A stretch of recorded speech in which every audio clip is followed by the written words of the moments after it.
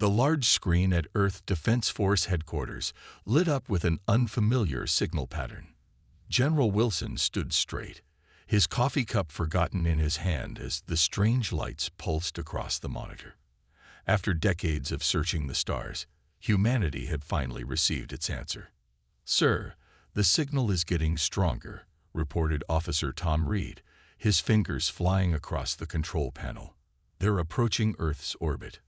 Within hours, sleek silver ships appeared in the sky above every major city on Earth.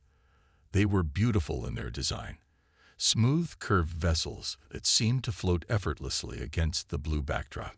Humanity held its collective breath as the first contact situation they had prepared for finally became reality.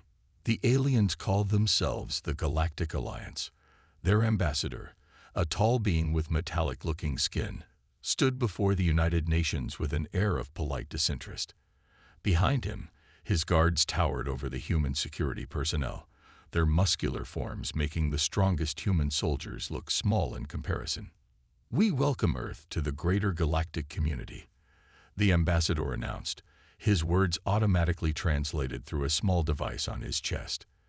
"After studying your species, we have classified you as a Class 3 civilization, suitable for limited membership within our alliance." Captain James Miller watched the broadcast from the bridge of his ship, the EDF Defender, his jaw tightened as he listened to the ambassador's patronizing tone. As one of Earth's most decorated military officers, he understood what wasn't being said. They thought humans were weak. The Alliance representatives spent the next week conducting various tests on volunteer humans. They measured strength, speed, and endurance. Each time, they noted the results with what seemed like disappointment. "Your species can only lift 3 times your body weight at maximum," one of the alien scientists asked, shaking his head as he watched a weightlifting demonstration. "And you tire after just a few hours of continuous physical activity." Miller stood at the back of the testing facility, watching as human after human was classified as below standard by Alliance metrics. What they failed to notice was how the humans kept trying, how they pushed through exhaustion, how they encouraged each other to do better. "Sir," Lieutenant Rogers approached Miller during one of the tests. "They're not even looking at our tactical capabilities or our combat simulations. They're only interested in raw physical power." Miller nodded. "They see what they want to see, Lieutenant. Sometimes being underestimated can be an advantage." The final meeting with the Alliance representatives took place in Washington, D.C. They offered Earth a position in their organization. As a protected species, humans would be allowed to work in support roles, but combat positions and leadership roles would be off-limits. "Your physical limitations make you unsuitable for the more demanding positions," the ambassador explained, as if speaking to children. "But there are many useful roles you can fill. Administrative duties, maintenance work, simple tasks that match your capabilities." The human leaders accepted the terms with diplomatic smiles, but Miller noticed the fire in their eyes.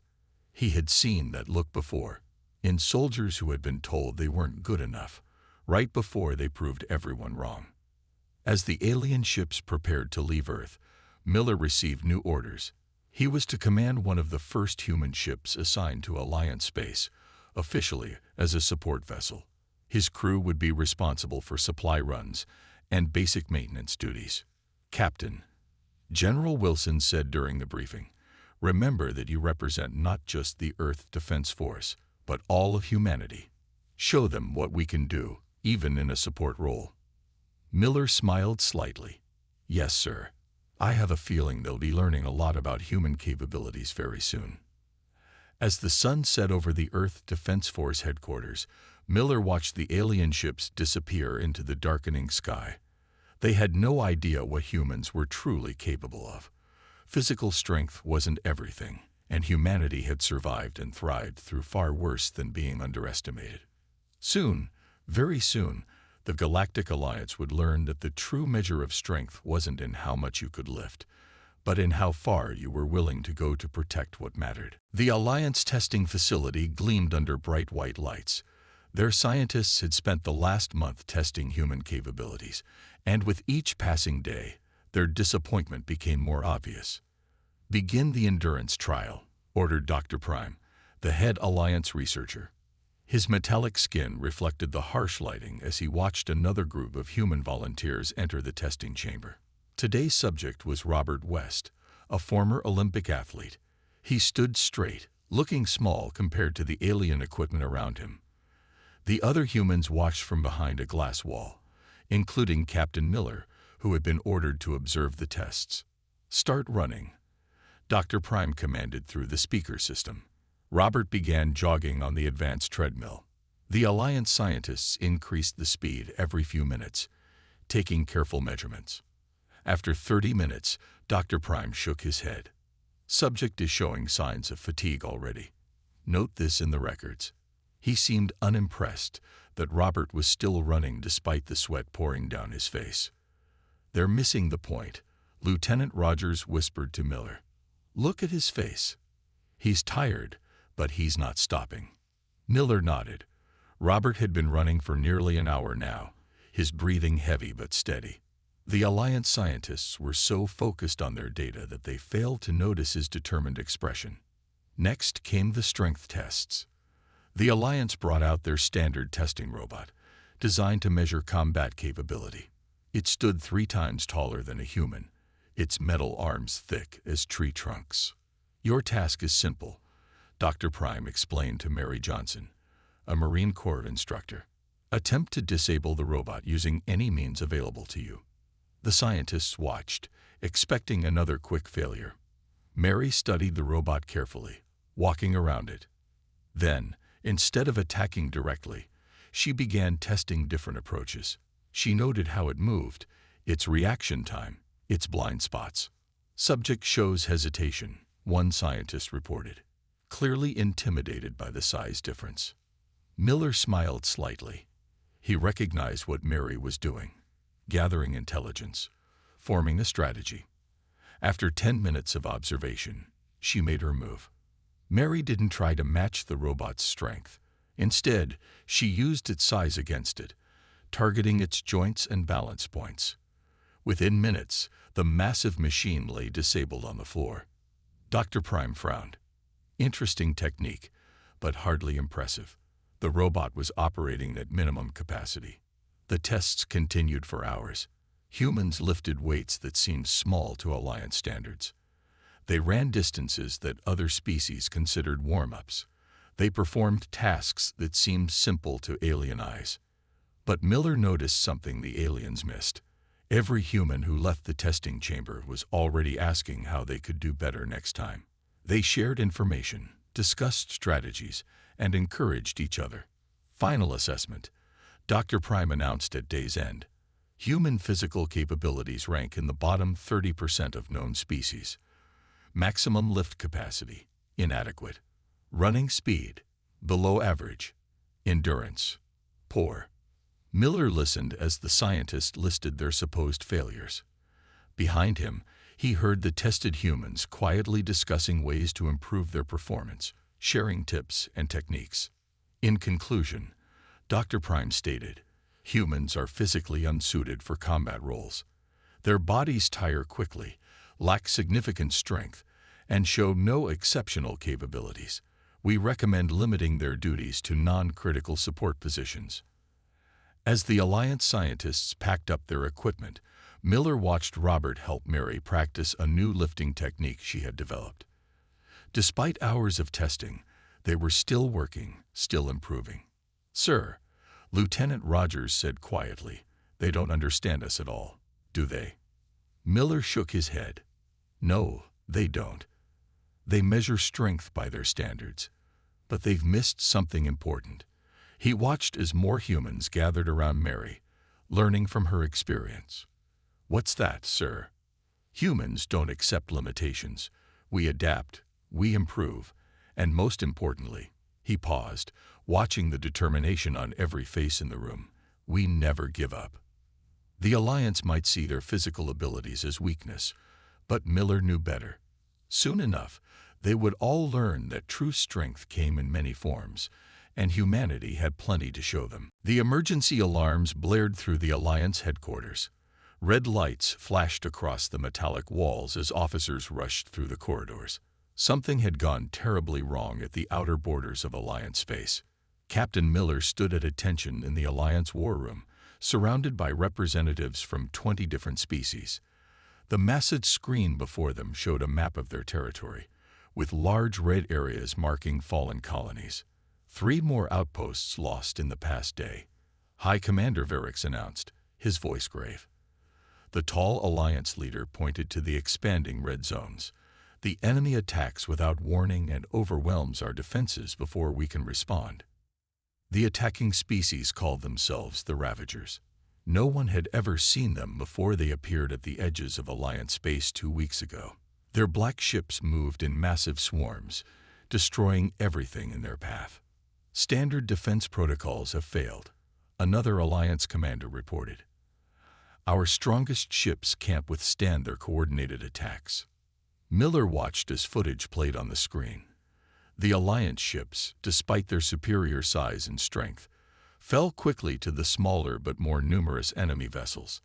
The Ravagers fought like insects, swarming their targets from all directions. Perhaps, Miller spoke up, drawing surprised looks from the alien commanders, we could offer a different perspective on this problem. High Commander Verix turned to him with barely hidden disdain.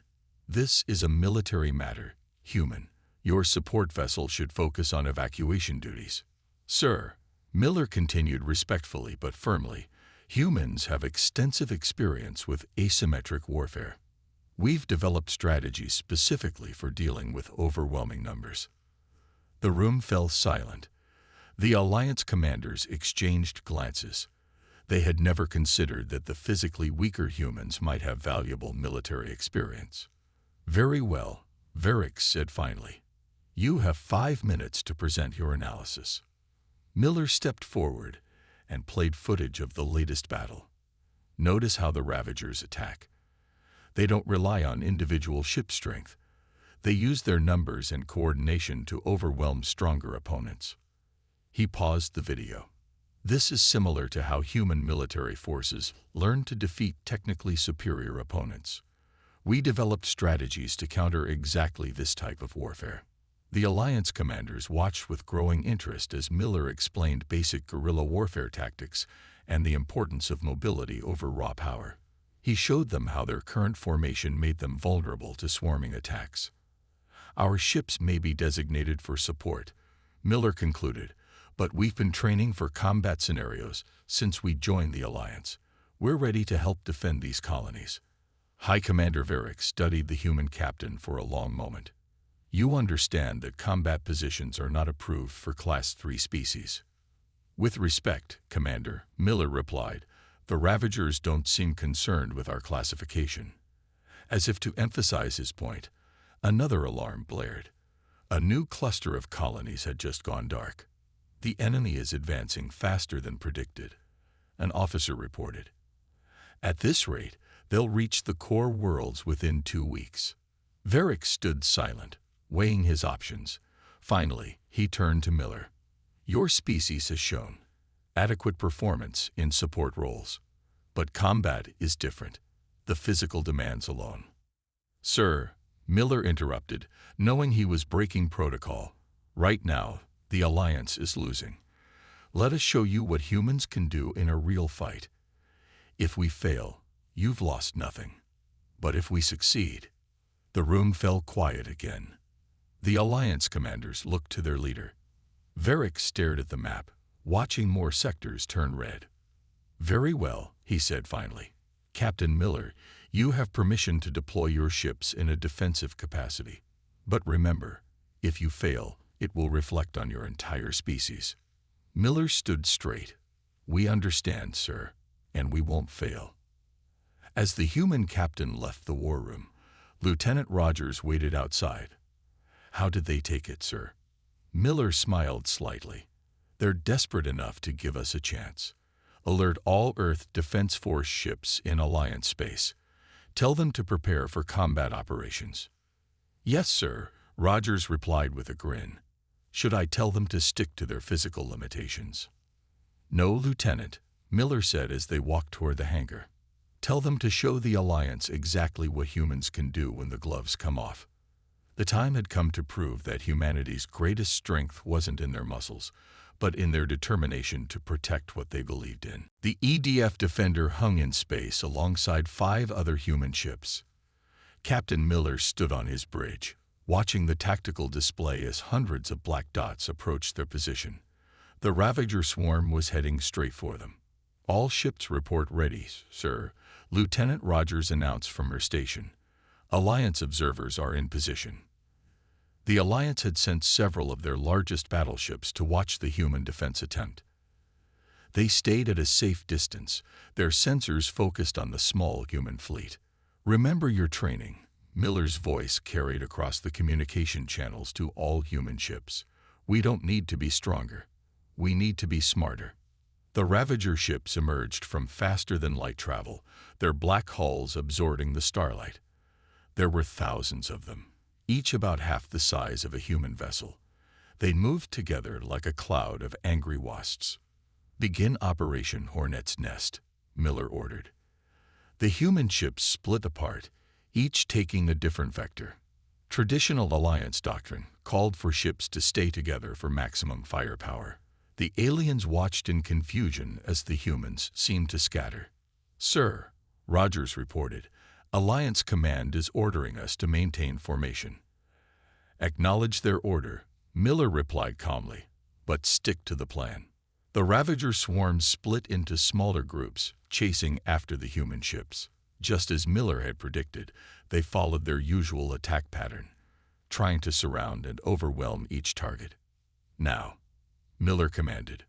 All 6 human ships activated their emergency thrusters simultaneously. They had studied how the Ravagers moved, how they attacked. Now they used that knowledge. The human ships spun and twisted in ways the Alliance had never seen, firing their weapons in precise patterns. "Hull stress at 85%, an officer reported. "These maneuvers aren't meant for extended use." Miller nodded. "Maintain course. Humans can take more stress than our ships." The battle raged for hours. While Alliance ships typically relied on their superior strength and armor, the humans used every trick they had learned in centuries of warfare. They laid traps, used asteroids for cover, and constantly changed tactics. "Sir," Rogers called out, "engine temperature critical. We need to slow down." "Negative," Miller replied. Sweat ran down his face as the ship shuddered around them. "If we slow down now, they'll swarm us. Push through." The bridge crew worked without breaks, their hands flying over controls as they fought through exhaustion. Alliance observers watched in amazement as the human ships continued fighting long past when their own crews would have needed rest. 18 hours into the battle, the first Ravager group retreated. By hour 24, more followed. The human ships, despite damage and depleted resources, kept fighting. "Captain," an Alliance commander's voice came through the comm, "your crews must be exhausted. We can send relief ships." Miller wiped sweat from his forehead as his ship executed another tight maneuver. "Negative, Command. Humans are still combat effective." The battle continued for another full day. The human ships, though battered, never stopped moving, never stopped fighting. Their crews worked in shifts, catching short naps at their stations, eating energy bars while monitoring sensors. Finally, after 48 hours of continuous combat, the last Ravager ship retreated. The sector was clear. The Alliance observers couldn't believe what they had seen. The human ships were damaged, their crews exhausted, but they had achieved what the Alliance's strongest ships couldn't. They had driven back the Ravagers. "All ships, report status," Miller called out, his voice hoarse from issuing commands for 2 days straight. One by one, the human captains responded. Every ship had damage, every crew was exhausted, but they had held the line. Not a single human vessel had been lost.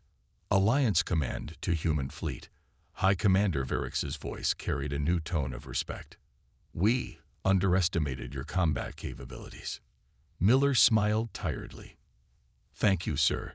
request permission to maintain defensive position in this sector. There was a pause before Varix responded. Granted, Captain. And well fought. As repair crews began their work, Miller looked at his tired but proud bridge crew. They had shown the Alliance something important today. That strength wasn't just about power or endurance. It was about the will to keep fighting, no matter the odds. Get some rest, he told his crew. Something tells me this was just the first round. 1 month after the first battle, the Alliance war room looked very different. Human officers now stood among the alien commanders, their tactical displays showing new battle strategies that had never been seen before in Alliance space. The Ravagers are adapting to our defensive positions, Miller explained, pointing to the holographic map. But we've noticed something interesting about their behavior. The room was quiet now when humans spoke. The Alliance commanders had learned to listen after human tactics had successfully defended 12 sectors in the past month. They're afraid of our ships, Miller continued. Not because we're stronger, but because they can't predict what we'll do next. Lieutenant Rogers stepped forward, displaying footage from recent battles. We've been using what we call guerrilla tactics. Hit hard, move fast, and never be where the enemy expects. High Commander Varix watched with growing interest. The footage showed human ships performing maneuvers that his own crews would have considered impossible or suicidal. Your ships shouldn't be able to withstand such stress, one of the Alliance engineers commented. The G-forces alone should incapacitate your crews. Miller smiled. That's where you're wrong. Humans have something unique. Adrenaline. The more dangerous the situation, the better we perform. As if to prove his point, emergency alerts flashed across the screens. A massive Ravager fleet had just appeared near one of the core worlds. All ships, battle stations, Varix commanded. But before he could continue, Miller stepped forward. Sir, request permission to try something new. Varix hesitated only briefly. Granted, Captain. Show us what humans can do. The battle that followed would be remembered in Alliance history. Instead of meeting the Ravager fleet head-on, the human ships split into small groups. They attacked from multiple directions, disappeared into debris fields, and reappeared where least expected. Status report, Varix demanded, watching the chaos unfold. Human ships are taking damage, an officer reported, but they're still fighting. Their crews, sir, they seem to be getting more effective as the battle gets worse. Miller's voice crackled over the comm. That's because we're angry now. Nobody threatens our allies. The Alliance commanders watched in amazement as human crews pushed themselves and their ships beyond normal limits. When a ship lost weapons, they used it as a battering ram. When systems failed, they improvised repairs mid-battle. Sir, Rogers called out from the Defender. Engineering reports hull breach on Deck 3. Seal it and keep fighting, Miller ordered. Show them what happens when they push humans too far. The battle raged for hours. Alliance observers recorded everything, amazed by how human performance seemed to improve under pressure. Their ships were damaged, their crews injured, but they fought harder with each passing minute. Finally, the Ravager fleet broke formation. For the first time since they appeared, the enemy retreated in disarray. I don't understand, an Alliance tactical officer said later, reviewing the battle data. By our standards, those human crews should have collapsed from stress hours ago. That's because you don't understand human biology, Miller explained. We evolved as persistence hunters. The harder things get, the more stubborn we become. High Commander Varix studied the battle recordings. He watched human crews fighting through injuries, repairing ships while under fire, and refusing to retreat even when faced with overwhelming odds. Perhaps, he said slowly, we need to reconsider our definition of strength. The next day, Alliance Command issued new orders.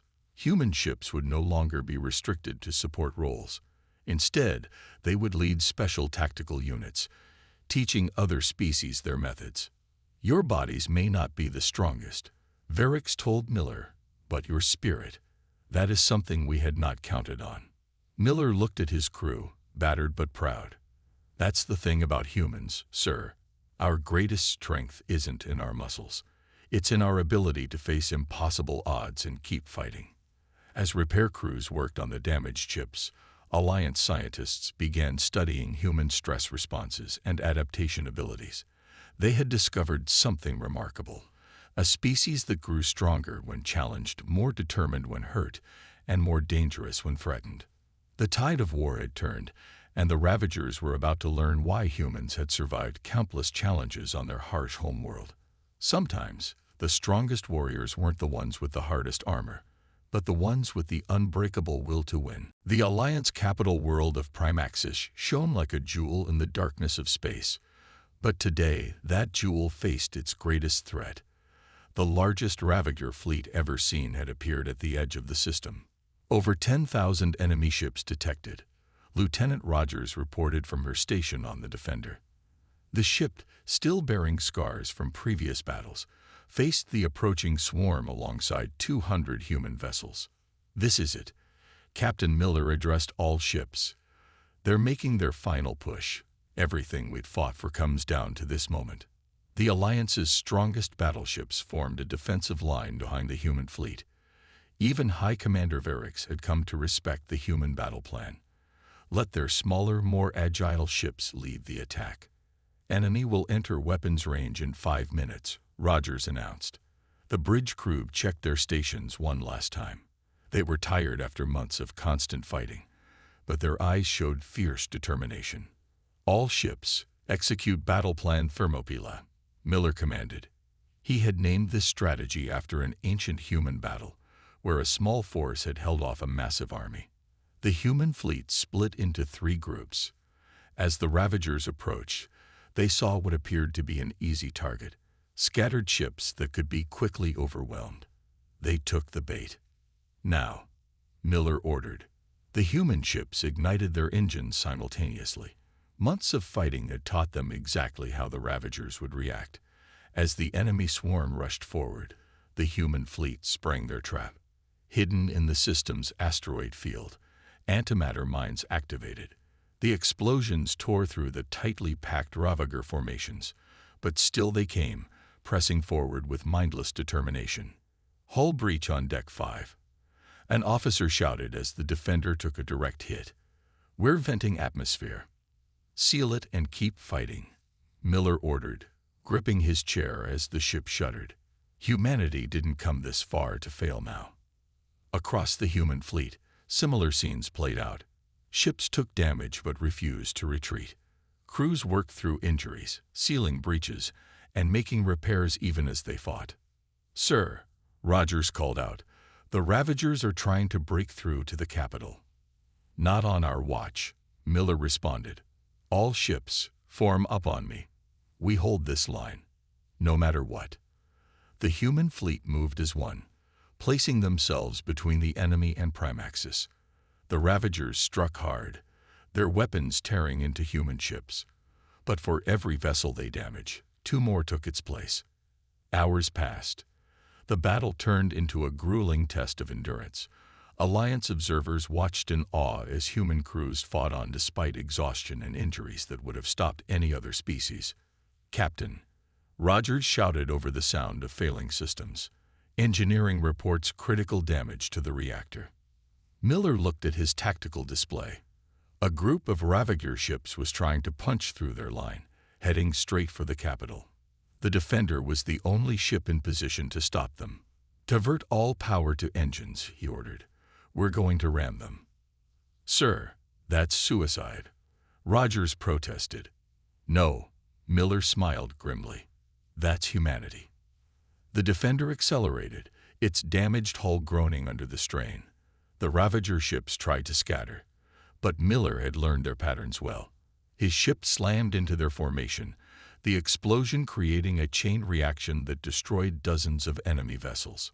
As the Defender's crew evacuated in escape pods, the rest of the human fleet pressed their advantage. They had learned that the Ravagers didn't understand sacrifice, couldn't comprehend why someone would give their life for others. "Look," Rogers pointed from their pod's window. The Ravager fleet was breaking apart, their coordinated movement dissolving into chaos. High Commander Varrix's voice came over all channels. All ships, attack. The enemy is retreating. The combined human and Alliance fleet surged forward. The Ravagers, faced with an enemy they couldn't break, finally broke themselves. Their retreat turned into a rout as ships fled in all directions. As rescue ships picked up the Defender's crew, Miller watched the battle's end from his escape pod.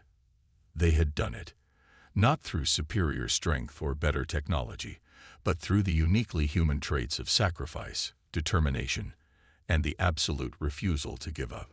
The final stand had become their finest hour, proving once and for all that true strength came in many forms. The great hall of the Alliance Senate gleamed under golden lights. Representatives from hundreds of species filled the chamber, their attention focused on the small group of humans standing in the center. Captain Miller, still wearing bandages from the final battle, stood with his crew. 3 months ago, High Commander Varrix addressed the assembly. We classified humans as a Class 3 species, believing them too weak for important roles in our alliance. Today, we gather to admit we were wrong. The chamber fell silent. Never in Alliance history had such an admission been made. The human fleet sustained casualties that would have broken any other species, Varrix continued. 87 ships damaged beyond repair, thousands injured, yet they never retreated, never surrendered. Miller remembered those losses, each name, each ship, each sacrifice that had led to their victory. But he also remembered the pride in every human crew member's eyes as they fought to protect not just Earth, but all Alliance worlds. Captain Miller. Varrix turned to face him. Step forward. As Miller walked to the center of the chamber, he saw the changes in how the aliens looked at him. Gone was the condescension, replaced by respect, and even admiration. Your actions during the final battle, Varrix said, sacrificing your ship to save our capital world, showed us something we had never considered. Strength comes in many forms. The Alliance's top scientists stepped forward, displaying their findings on large screens. Human adaptability exceeds anything in our database, one scientist explained. They grow stronger under pressure. Their bodies produce chemicals that enhance their capabilities in crisis. Most remarkably, they show increased performance when protecting others. Lieutenant Rogers, standing behind Miller, smiled. Finally, they understood what humanity had known all along. That heart mattered more than muscle. Therefore, Varrix announced, we propose a new classification for humanity, not based on physical strength alone, but on their total capabilities, their tactical innovation, their adaptability, and most importantly, their indomitable spirit. The screens showed footage from the battles.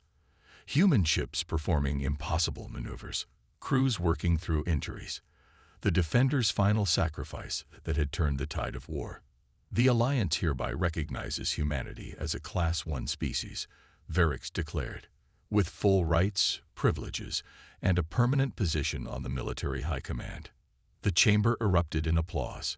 Species that had once looked down on humans now stood in respect. Miller felt pride swell in his chest, not for himself, but for what humanity had proved. Furthermore, Varrix continued once the applause died down, we request that human military advisors be assigned to all Alliance battle groups. Your tactics, your determination, your way of thinking. These are strengths we need. After the ceremony, Miller stood with his crew in the observation deck, watching ships from across the galaxy dock at the Alliance station. Among them were the first new human vessels, built with a combination of Alliance technology and human ingenuity. Did you ever think we'd end up here, sir? Rogers asked, looking at their new ranks and honors. Miller shook his head. I just wanted them to understand that being different doesn't mean being weak, that humans have our own kind of strength. Captain Miller, High Commander Varrix approached them. The latest reports show the remaining Ravager forces are retreating to unknown space. They seem particularly eager to avoid sectors patrolled by human ships. Can't blame them, Rogers grinned. They learned the hard way not to underestimate us. Indeed, Varix agreed. We all did. My species prides itself on physical strength, but you showed us that the strongest muscle. He pointed to his chest, approximating where a human heart would be, is this one. As the sun set over the Alliance capital, Miller watched human and alien crews working together, sharing stories and techniques. They had gained more than victory. They had gained understanding. You know what the best part is? Rogers said quietly. What's that, Lieutenant? We didn't have to become like them to earn their respect. We did it by being purely, stubbornly human. Miller smiled. She was right. In the end, what had seemed like humanity's greatest weakness, being different, had proved to be their greatest strength. And now, the stars themselves seemed a little brighter, a little more welcoming, to the species that had proved that true power comes in many forms.